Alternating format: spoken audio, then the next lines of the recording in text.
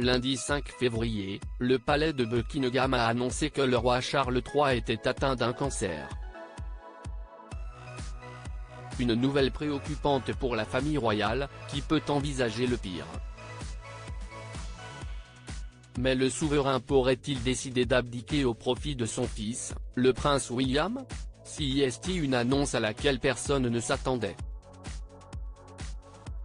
Ce lundi soir, un communiqué de Buckingham Palace a eu l'effet d'une véritable onde de choc outre-Manche. Le roi Charles III, 75 ans, est atteint d'un cancer.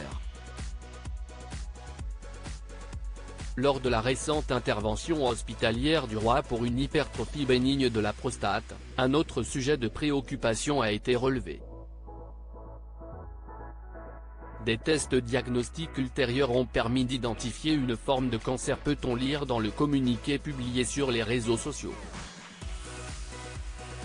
Le souverain avait en effet été hospitalisé à la London Clinic, presque au même moment que sa belle-fille Kate Middleton.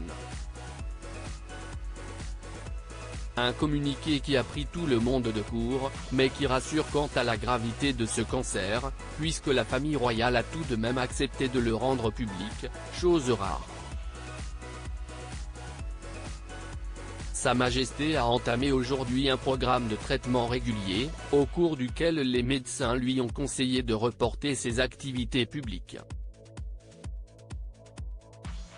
Tout au long de cette période, Sa Majesté continuera à s'occuper des affaires de l'État et de la paperasserie officielle comme à l'accoutumée, peut-on également lire. Il ira assez loin dans son traitement avant de savoir s'il va rester au pouvoir, mais combien de temps Charles III pourra-t-il continuer à exercer ses fonctions, si jamais il venait à subir une chimiothérapie ou une radiothérapie par exemple? Une abdication serait-elle carrément envisageable?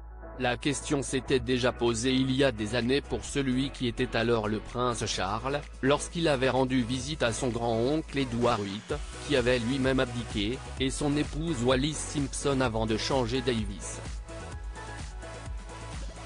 Mais pour Brigitte Haddey, chef du bureau britannique de la Revue internationale, la question ne se pose pas, il n'y a pas d'abdication en vue, je pense qu'il ira assez loin dans son traitement avant de savoir s'il va rester au pouvoir, mais il ne va certainement pas abdiquer, a-t-elle indiqué sur BFM TV.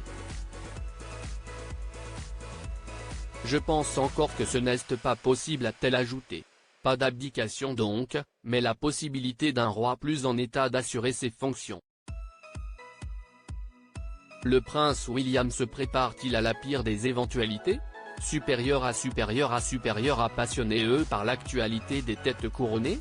Inscrivez-vous à notre newsletter hebdo spécial royauté.